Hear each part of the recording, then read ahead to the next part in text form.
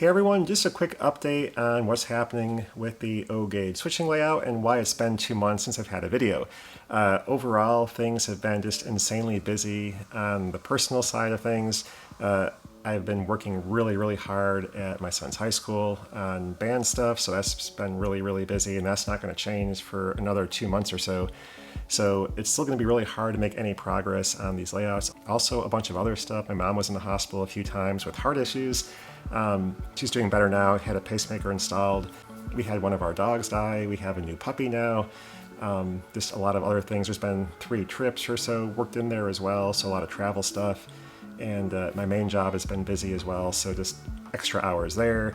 But everything combined, just not really any free time at all, and very little progress on the layout. But I have gotten a few things done now in the last week or two, so we'll look at that.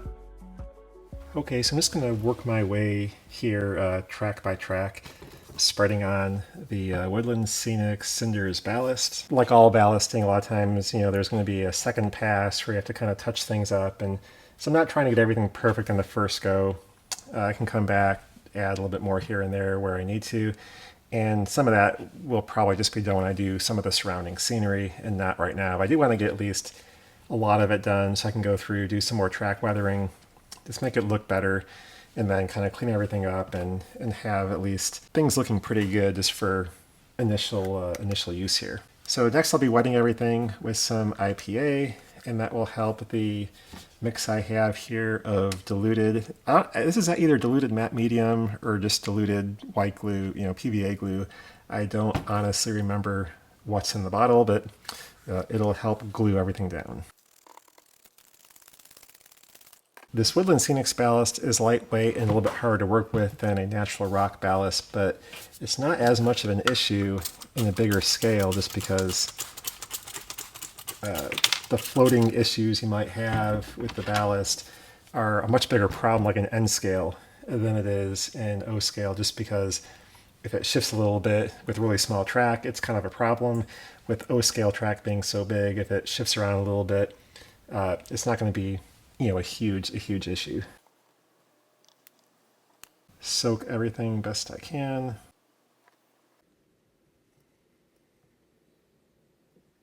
And it's also going to be somewhat easier to clean up the stray ballast here with O scale just because, again, the track is so much bigger.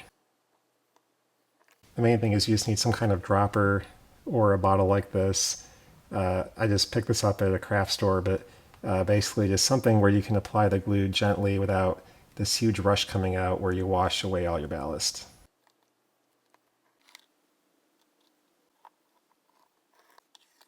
And you can see that you actually do have a whitish cast now to all the ballast because there's so much glue in there, and that's important because you want to make sure the glue is all the way saturated to the bottom of your ballast layer. Otherwise you end up with the top layer of the ballast being glued down, but the bottom part being loose, and then your ballast cracks off.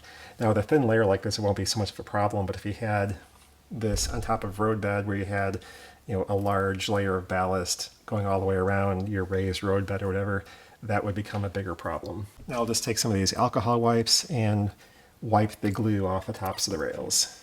So this section here is done for now. I'll have to come back when this is dry and clean up any ballast that might be sitting on tops of the ties. You have to resist the temptation to do anything to this. So there's spots that need to be fixed up. Don't do it now. You'll just create a mess and make everything much worse. So let this dry for a full day or so.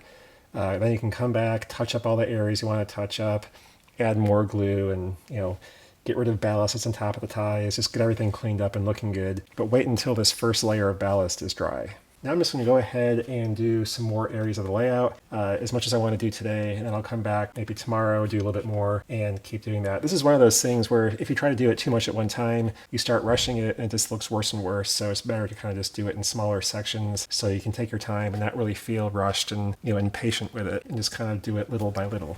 And I'm going to go through, get a second coat of ballasting down, and then do some weathering on the ties and further weathering on the tie spikes and rails and things like that.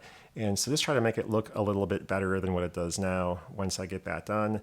I may do a little bit of extra landscaping just so it looks a little prettier for the time being.